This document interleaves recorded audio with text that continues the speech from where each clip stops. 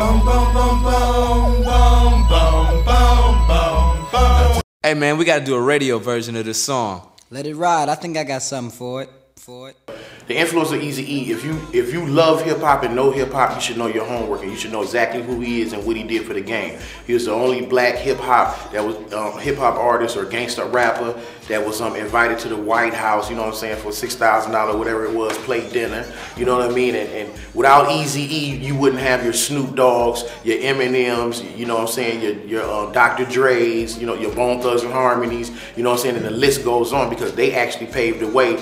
When people were scared to say certain things on records, they wasn't, and they got it done to where, you know what I mean, gangster rap is like respected now, you know what I mean, and you know, without Eazy-E and NWA, a lot of them doors wouldn't have been open. We'd still be hearing that, not no disrespect to them, but that, you know, kind of, you know, nice rap, you know what I mean, not really the street gritty, and you gotta have both sides of it because, you know, everybody don't live a nice life. Everybody don't live in the suburbs or a middle class neighborhood. So when Eazy-E and NWA did what they did, they opened up the door for so many ghettos and so many different genres of rap that it is ridiculous. I mean, like I said, you wouldn't have Eminem, you wouldn't have Dr. Dre, you wouldn't have 50 Cent, you wouldn't have Bone Thugs and Harmony if it wasn't for them dudes. Exactly. He was a true visionary. Exactly.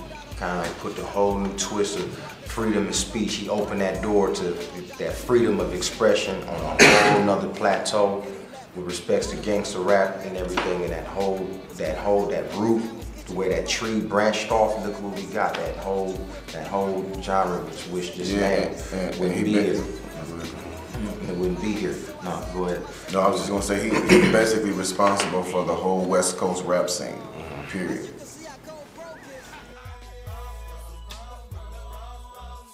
I think people get it misconstrued and get it twisted coming from that perspective of the artist or whatnot. It's unfortunate to have to go through them type of pitfalls or whatnot. You may run into the law and we're in the limelight, and out on the front line, whatever, we get caught up and everything, and the people look at it like something to be glorified, and it's really nothing to glorify and getting locked up and getting a record, getting caught up with that type of, and have to go through that type of situation, especially when we out here trying to push a line and get the glorification by hard on promotion and marketing and everything, and getting in that type of situation for an artist to say, let me get my street cred up. That's a sad situation to be looked at like that, and a lot of cats look at you going through that type of situation, and depending on how you handle it, yeah, it might be able to up your street cred, reputability up through the roof. But in a sense, in the long run, they say all press is good press. It's unfortunate like that though, man. But some of the cats, not everybody strong enough to be able to go through that situation, make a mistake, go through the penal system, come out and make a real change and say, no, that's not the way to go. Bro, that's not the way to go. You know, messing around with, you know, catching cases, doing everything, going against the grain with respect to what this business consists of. That's negative to me. That's negative press. It's like a black eye, and depending on how the artist handle it, nonetheless. But and people look at that like, and they glorify that, and that's a sad situation though, bro.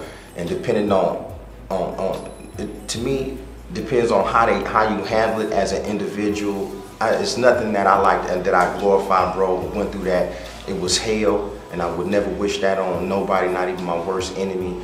The fact that they glorify it, it's unfortunate. It's a sad situation. It's not a good thing to get caught up and involved with.